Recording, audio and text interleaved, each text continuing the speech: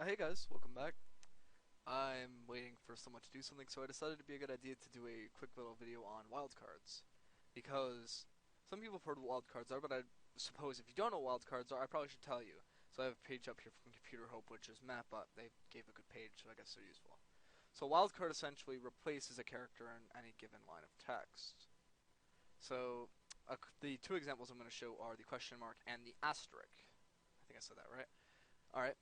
So the interesting thing about wildcards is that you can use them in command prompts and batch files most of the time. I tried to write a command file using a wildcard to be lazy and it didn't work. But anyways, so I'm going to get out of this. I'm going to get back to my Windows directory. I'm going to go to my Papyrus folder because that is particularly useful. So when I do a directory listing, I see there's one directory in here and that's it. Now, the entire name of the directory is NASCAR Racing 2002 Season. However, I'm lazy. So if I do this, and I toss a star afterwards, I should be able to go straight to the directory because it starts with N and it has any amount of characters afterwards. Yep. So I go straight to that directory. Now, if there are multiple directories in there that started with N, wouldn't work. The check directory would fail. So let's go back out and I'll show you the use for the question mark now. So if I've got the directory in here and I know it's called NASCAR Racing like 2000, but I don't know exactly what year it is, I can do CD NASCAR Racing 2000 and I can put a question mark here because I don't know exactly what year it is, but I know that that's there. And if it works properly, what should happen is I should get sent to the directory, right? Yep. So in this case, the asterisk would be more useful, but it they both have their uses. So I can show you the folder, I guess, because I'm only a minute and a half in this video, so I'll boot up my virtual machine. Yep, that's alright. Start. 2.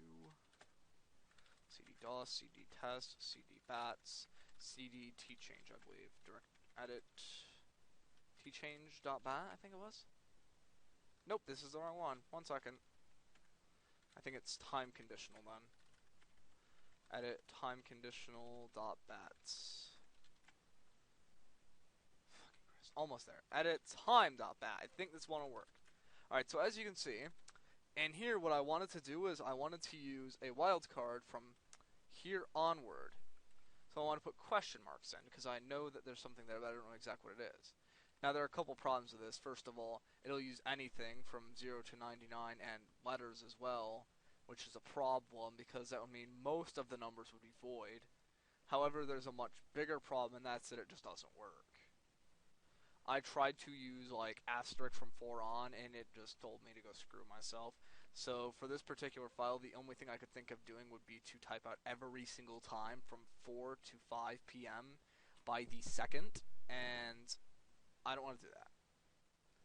Now, there probably would be a much easier way to do this in something like, oh, I don't know, JavaScript, but given the restrictions of batch languages, I can't pull it off unless someone else has a better idea, in which case, feel free to let me know.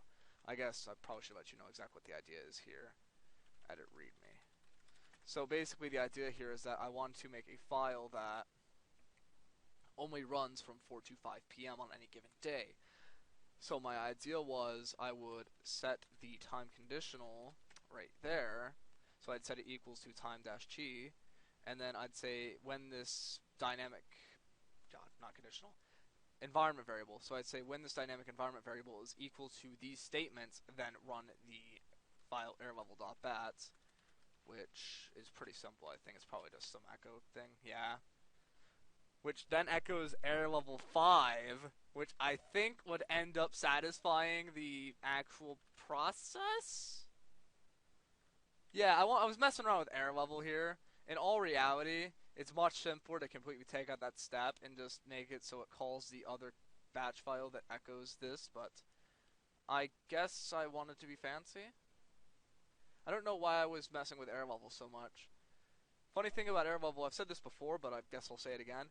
The problem with error level is that any number above that error level condition also satisfies error level, which means it doesn't work a lot of the time like you want it to. Like if you try and use a choice based on error level and you say if error level equals like 4, do this, you're going to have 4 and 5 and 6 and 7 and 8 and 9, which is the problem I had with my war games replication because I would just have it list everything on that sheet, so I had to use a jump command to go to the end.